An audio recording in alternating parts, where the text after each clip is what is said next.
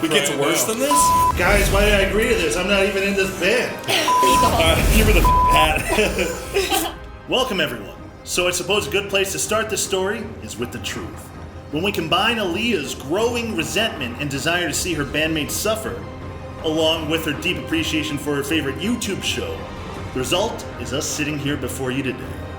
Hi, I'm Nigel Bravo, lead bassist of the Chicago metal band Enter Destruction, and this is Shield of Hot Wheels.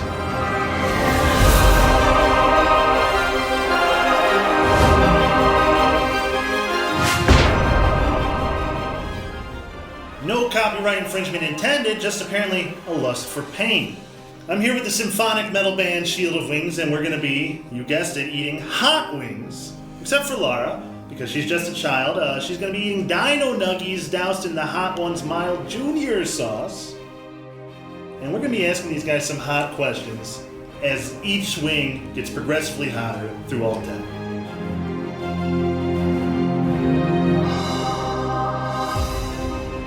All right, we're starting off with the classic.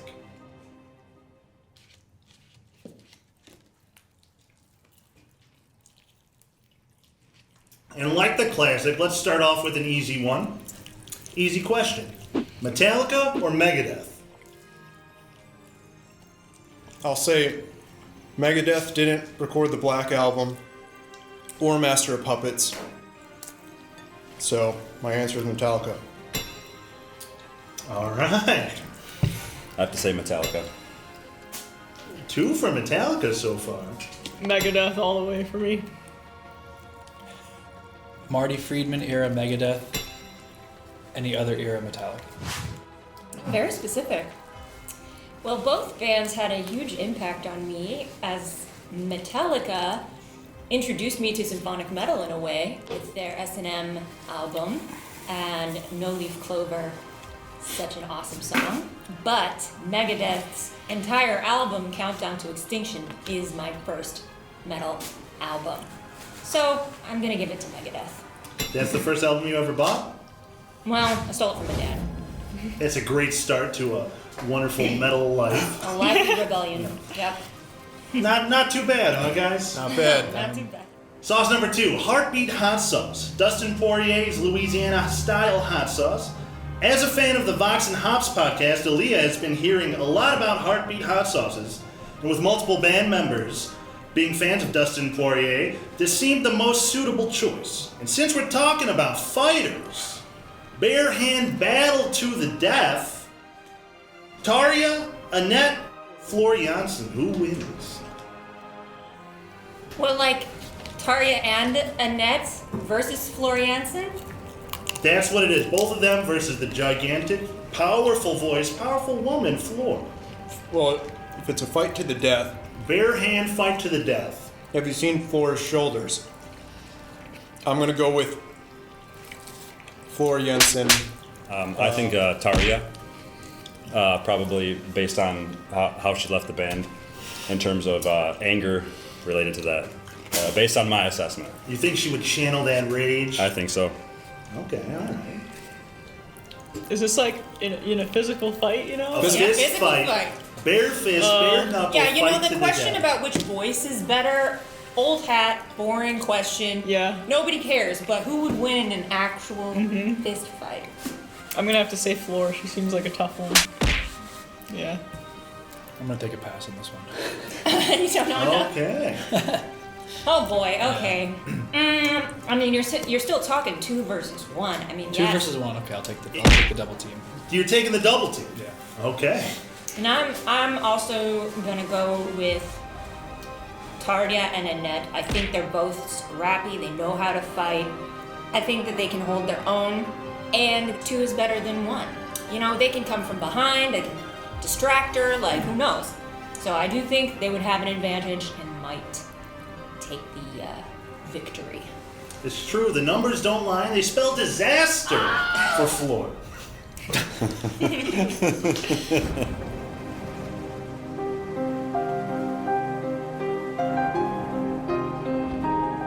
Sauce number 3, Calabria. Cheers, guys. Cheers.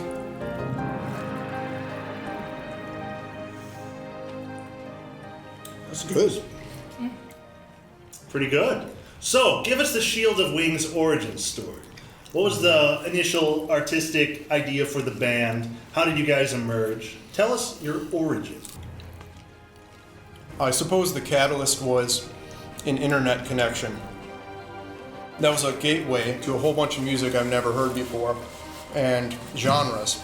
So I was exposed to bands like Children of Bodom, Nightwish, Dimmu Borgir, Dream Theater. So once I heard them, I had an interest in trying to write music in this realm. So I've been fooling around with guitars for a few years before this, bought a keyboard, and then I approached an acquaintance at the time, Jamie Edwards, and I knew he was a pianist. I said, how do you feel about playing keyboard in a band? And he was down, so he joined up.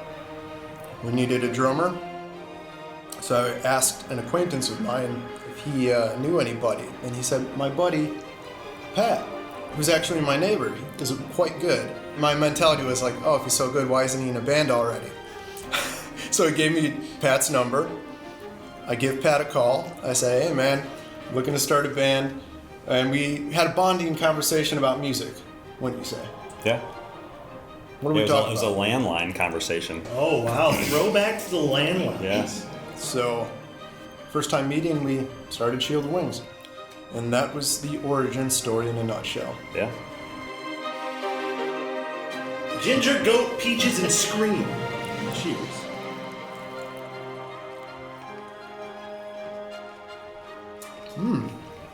So, guys, in the lead up to your album release, you guys posted a lot of photos on social media of home cooked dishes and meals. Now, who in the band is a chef, and what's your favorite dish to cook? Well, I wouldn't say I'm a chef, but I second to drumming. He's the chef of the band. Cooking's my thing that I really enjoy spending He time. made these wings for us. Other than my family, yeah. What I enjoy doing moves around. So right now it's pizza. I just got a pizza oven. So we're gonna be having pizza for like probably 50% of the days this month, I would say. You can't go wrong with pizza. All right, guys. Wing number 5, sauce number 5, Tears of the Sun High River.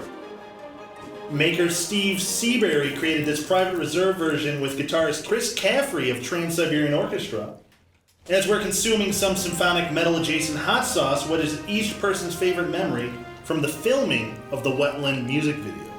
We haven't played a show in ages, since before our hiatus, so it's really exciting to see everybody ready to rock and feeling the energy. Even though we were playing to playback, it's still pretty good. Mine's probably pulling the wagon up and down all the hills to get to the actual pond that Laura ended up in. You got your cardio in that day. Yeah. Lots of trips back and forth. My favorite was filming the swamp scenes just for the memory. You know, that's the most intense, clear moments in my mind from that shoot. Especially towards the end when we were filming like the last scene where I'm grabbed the mysterious hand. That is the clearest memory in my head. So I guess the best memory, you know. Yeah. There's a feeling of like completion. Anyone who's watched the video probably noticed the atmospheric vibe with the smoke and the fog around everybody. What people watching were not aware of is the fog machine duct taped to the top of a public park trash can. I forgot about I that. think that's my favorite memory. Yeah. Next up, we got Queen Majesty Smells like Cocoa chocolate. Ghost. Now, guys, what is your take on lyrical interpretations? Would you rather explain your lyrics to people or let them allow and extrapolate their own meaning and message to the songs? I would say the latter. Though, Everyone really. when I'm reading lyrics, I don't feel that way. Sometimes my curiosity gets the best of me. I just want to interrogate the writer, and I want to know what they meant by it. But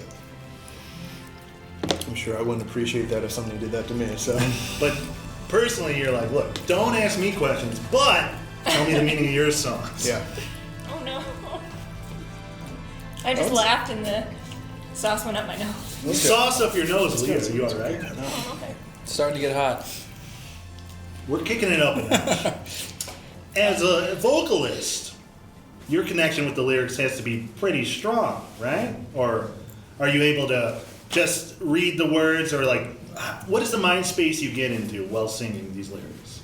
I mean, lyrics are definitely really important to me. I would say probably the most important thing when it comes to music that I enjoy listening to. As far as the headspace for like our songs, I was able to connect with the lyrical content really well. Yeah, I think that there's just a lot of things I can kind of imbue my own meaning into, but I can sort of figure out what James was feeling when he wrote it, you know? So James penned all the lyrics, or is it a mix, or? James writes all the songs, yes. This one's kind of spicy. This one's a little spicy, yeah. It's sneaking up on me a little bit. Go ahead. Go ahead, drink the milk. Wear the hat. Not me. There is a penalty for the first one to drink milk, so. They have to wear the dunce cap. The dunce cap. There are some songs that I like a lot that have very clear to the point lyrics, and there are other songs that I like that have lyrics that I have no clue what they mean. And there are songs that I like that have no lyrics at all, so I guess I can appreciate different things depending on the artist. Yeah. Now, Leah, you're a vocalist as well, so lyrics have to have a big impact on you too. Yeah. Lyrics are super important to me, but I think that I like when people take their own interpretation from lyrics. Because to me, that's how you make a song more meaningful to yourself. And so maybe your life experience is different than the songwriter's life experience, but you can still relate to their song if it's written in a way that's abstract enough that you can pull your own meaning from it. Or maybe, they wrote a song that's very literal, but you can take it in an abstract way. Yeah, it's kind of hard to find that sweet spot between being vague enough and yet specific enough that people can make personal attachments to it. Right. But again, I feel like the lyrics that James writes are super easy to relate to. They're abstract enough that everyone can apply their own interpretation to them and make it mean something important to them.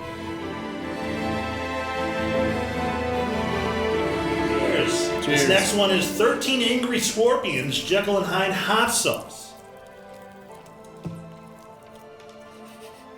You can pop over at me. It's got some sweetness, but Yeah, it's barbecue sauce. it's hot. That's a good one. That's the Dr. Jekyll is the sweetness. The Mr. Hyde is the spice. Oh! So, we are here in Chicagoland, the Windy City, the city of the hot dog. Guys, what's your ideal hot dog topping list, and why is ketchup not on that list? Hot dog toppings, James. Mustard, onions. Honestly, that's kind of what I'm into, pickles. Sometimes I'll get crazy, I'll throw some barbecue sauce on there. Barbecue sauce on a hot dog. That's a good answer. I actually think ketchup's on there for me. Everything you said except add Get out ketchup. of here. I like that stone ground, chunky brown mustard. I mean, if I was like designing my ideal hot dog, it would just be like bun, hot dog, ketchup, because I'm plain as hell. So We've covered this. She's a child. That's why she's got the dino nuggets. Yeah. Do you cut up your hot dogs like little cylinders? I used to, not anymore. I've She's not that much of a grown child. a little bit. This hot sauce. No, not this hot sauce, but definitely onions, mustard. I like yellow mustard on my hot dog. French's. Yeah, French's, classic, man. And I like pickles. All right, guys, as a follow-up, what is your Portillo's order? Great question.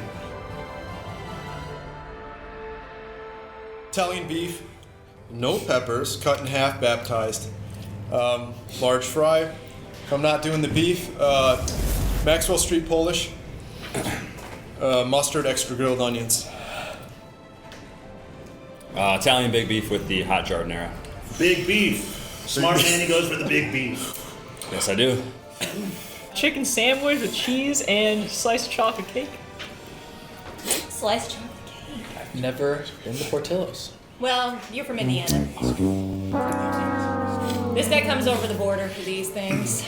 Well, you guys got to indoctrinate him into the cult of Portillo's. Yes. Yeah. Now that he's in the band. We will have to do Aaliyah? that.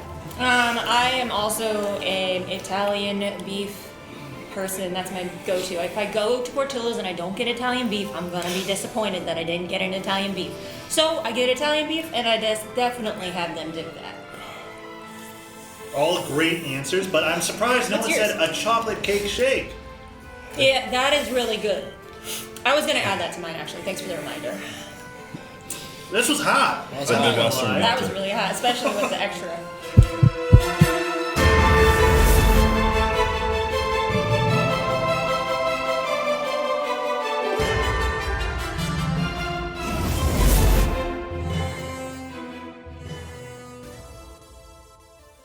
Next we have The Bomb Beyond Insanity, Wings Up.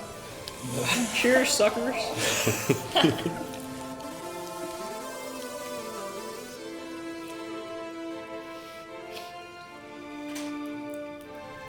That is not good. As metal music fans, who's been your favorite non-metal live performance, guys? So bitter. Oh. That's horrendous. Everything's been good so far, but this one. It doesn't even taste good. Yeah, It's got no redeeming qualities. that's right. It reminds me of my ex.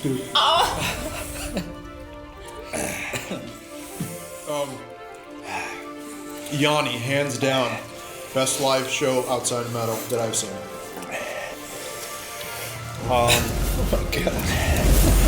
I'm gonna say Polini. There's some metal, That's metal. influences. That's metal. It is? Damn I it. count it. Alright. Dave Matthews Band. I don't care what you think. Your drummer's awesome. Carter I think that's universal. is a great drummer.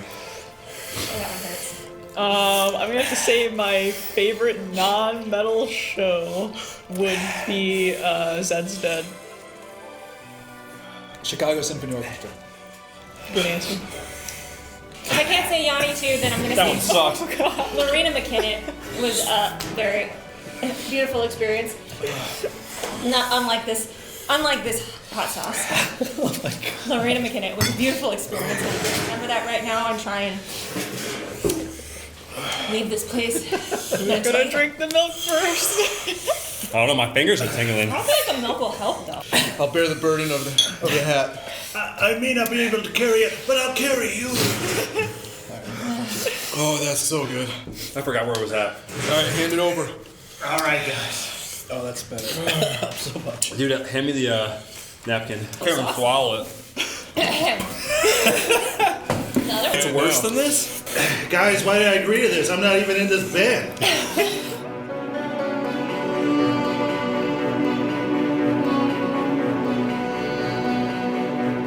I think I'm a wing behind you guys. No, I bit it. I just bit it, that's it. You did it. You just didn't eat the whole thing. Alright, give me the fucking hat.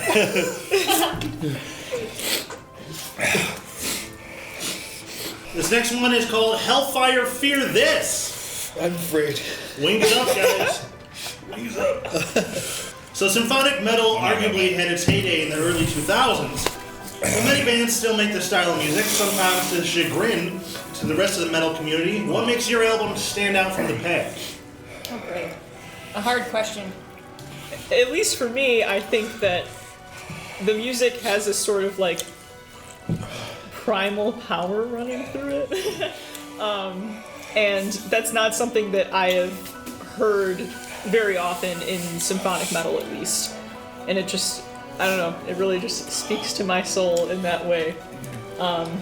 Yeah, I just think it's unique from a lot of other things that I've heard personally. I feel like we've been asked this question a lot, versions of it, or people trying to listen to it and come up with their own their own answer to it, and I kind of disagree with the premise of it. When I think of songs I like and bands I like, the first thing that comes to mind isn't how are they different than everybody else. It's like, do I like the songs? Do I like their sound? So I think if the songwriting speaks to you, if the vibe and the atmosphere and the performances speak to you, I don't think it matters that much if it's like unique. Anybody who is writing music from an honest perspective and like you're really just writing what comes to you, it's gonna have your own personal perspective built into that music. I mean, It kind of works. subconsciously everything that you listen to and everything that you love is gonna be kind of bled Actually, into does the work. music. So I think that everyone's music is going to be somewhat unique as long as they're coming from an honest, authentic perspective, and that is something I think our music definitely does. Coming from a very authentic place.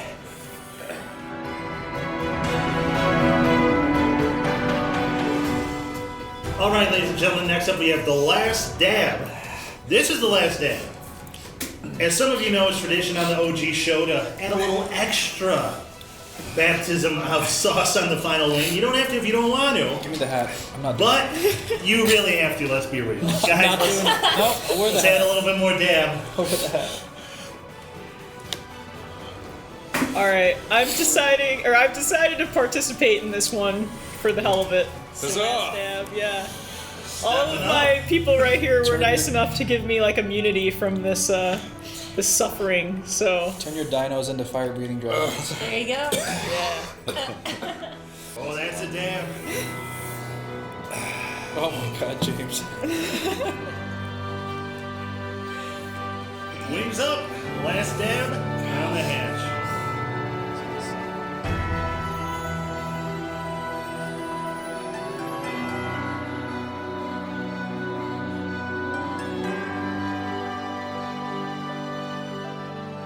I'm known on occasion to host hot pepper karaoke, which involves guests eating the hottest pepper I could find with a little hot sauce on top, and immediately trying to sing a song. So this interview is really child's play in comparison, but right now seems like a good time to sing the chorus of a song we all know, one by one. James, hit us with your favorite refrain, your favorite chorus. I got it on my lip, it burns. That's beautiful. Was that was that a Prince song?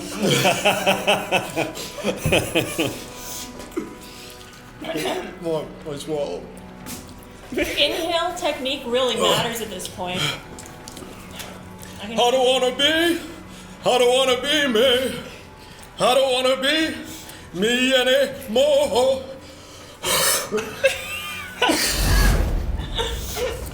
Amazing. Pat, hit us with your favorite chorus. Ring, ring, ring, ring, ring, banana phone. Dude, Laura. baby, be a simple kind of man. That's the only thing I can think of right now. That's the challenge. I'm blanking on the lyrics, but I'm gonna go with Camelot Forever. It goes da da da da da da da da da da. Ever felt away with me? Just once did all I need, entwined in finding you one day. Shout, let it all out. These are the things I can do without you. Come on, I'm talking to you. come on. Oh, God. Woo! And we did it! 10 wings down, the full shield completed.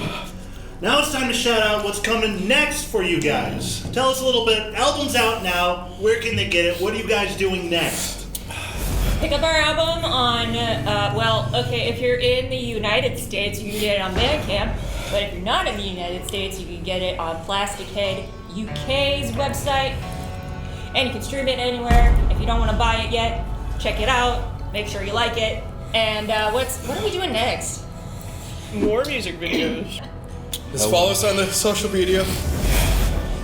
Subscribe to the YouTube channel. And stream us on Spotify. I can't talk. Oh god. It's getting worse. Doing okay. I think maybe I didn't put enough last dab on mine. Leah's been crushing it this whole time. Yeah. James has been suffering. Drink that milk, boy. Guys, I'm Nigel Bravo. This has been Shield of Hot Wings.